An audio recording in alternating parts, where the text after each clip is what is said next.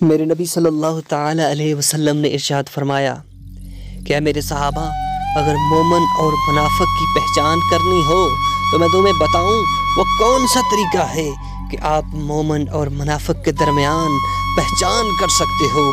تو صحابہ نے کہا یا رسول اللہ صلی اللہ تعالی علیہ وسلم، ہمارے ماں باپ آپ پر قربان ہو جائیں، بتا دیجئے کہ مومن اور منافق کی پہچان کیا ہے۔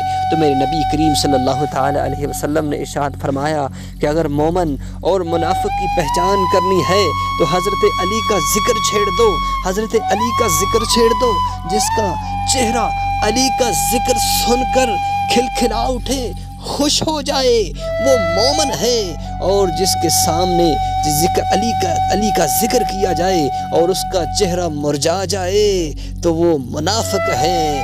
من کنت مولا علی علی ہے، جس کا مولا علی علی ہے، ورد ہمارا علی علی، من کنت مولا علی علی۔